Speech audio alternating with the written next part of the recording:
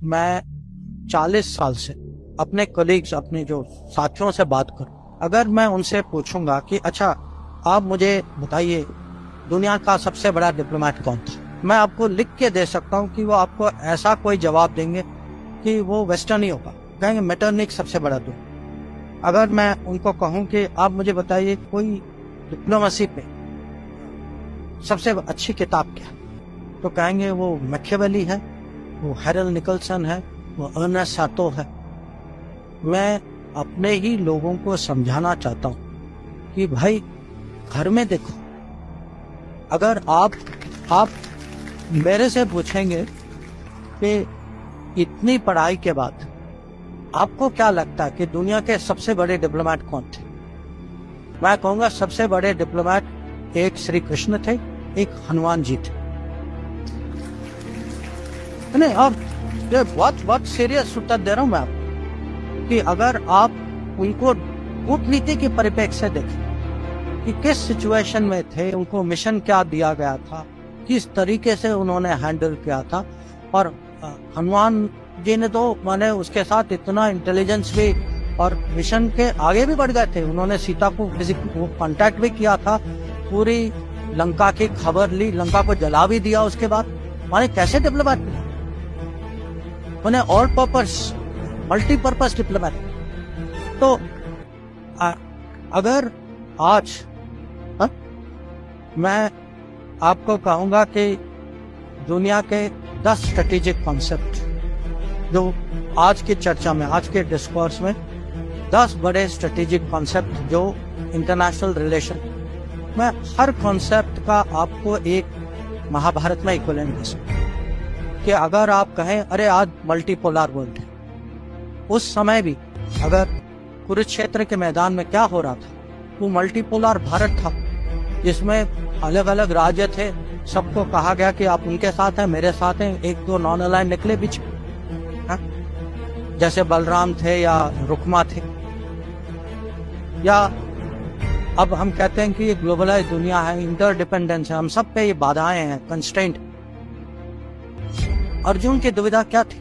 Constraint ही थी कि वो इंटरडिपेंडेंट थे, इमोशनली इंटरडिपेंडेंट थे कि मैं अपने रिश्तेदारों के खिलाफ मैं कैसे लड़ाई करूं, पर वो भी फिजिकल मटेरियल इंटरडिपेंडेंस है, पर इमोशनल इंटरडिपेंडेंस थे। या हम कभी कभी हम कहते हैं अरे पाकिस्तान ने ये किया वो किया, चलो हम स्ट्रेटेजिक पेशेंस दिखाते। स्ट्रेटेजिक पेशेंस का सबसे अच्छा उदाहरण जो है वो कृष्ण भगवान जिस तरीके से उन्होंने शिशुपाल को हैंडल किया कि 100 बार उन्होंने क्षमा किया, 100 बार, उसके बाद आपको पता है उन्होंने क्या किया। या आजकल ये टर्म आया है रूल्स बेस्ड ऑफ, कि एक मर्यादा होती देशों के बीच में, जो राजनीति में कि आपस में कुछ ऐसे कानून होते हैं, कुछ रूल्स होते हैं। महाभारत की कहानी क्या है कि जो रूल्स का उल्लंघन करते, जैसे कर्ण या दुर्योधन, वो अपने आखिरी समय में खुद उनको अचानक रूल्स याद आ जाते कि वो कहते हैं भाई ये नहीं करो क्योंकि ये रूल के मुताबिक, और पूरी जिंदगी जो है उन्होंने उसी रूल्स का उन्होंने पालन नहीं किया था। तो ऐसे बहुत सारी चीज है। आज हम कभी कभी आपस में हमारी डिबेट होती है कि हमारे खिलाफ हमसे बड़ा देश। अब ये याद रखिएगा कि पांडव जो है, पांडव कौरव की प्रोपोर्शन जो थी वो 7-11 थी, कि वो छोटी फौज थी, उनके पास छोटी फौज थी पर बड़ी सोच थी, अनुशासन ज्यादा था, क्रिएटिविटी ज्यादा था, इंटेलिजेंस ज्यादा था, और श्री कृष्ण उनके साथ। तो और हम कभी कभी रेपुटेशनल कॉस्ट की बात करते कि रेपुटेशन जो है कूटनीति में, राजनीति में, जिस पे आप भरोसा की मैं क्या कीमत बताऊं, जिस पे भरोसा करते हैं उसकी जो वैल्यू जो है, पार्टी हो, आदमी हो, देश हो, रेपुटेशन की बहुत कीमत होती है। और पांडवों की रेपुटेशन जो है कौरव से इतनी अच्छी थी, रेपुटेशन का बहुत फर्क।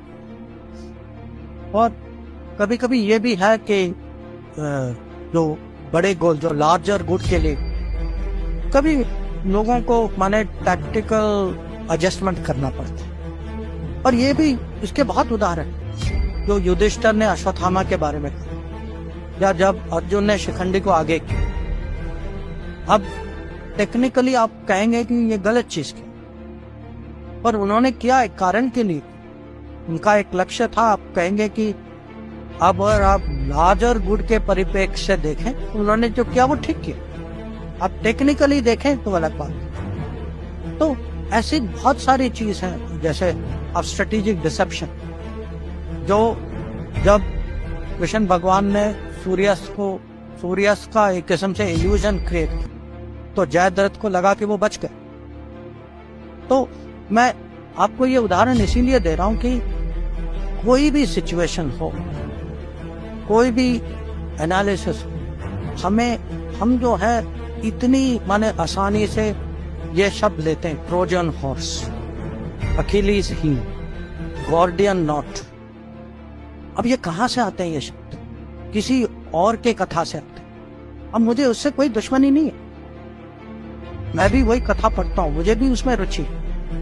पर मैं हमारे देशवासियों को समझाना चाहता हूं कि भाई आप अपने बारे में भी पढ़िए, इसका भी महत्व समझिए। हम आपस की बातें में कम से कम इसका तो प्रयोग करें कि अगर हमें स्ट्रेटेजिक कल्चर, सचमुच अगर इंडियन स्ट्रेटेजिक कल्चर बनाना है, इंडियन स्ट्रेटेजिक कल्चर दूसरों के अनुभवों और दूसरे के कथाओं से नहीं बनेगी। इंडियन स्ट्रेटेजिक कल्चर इंडिया के एपिक से बने।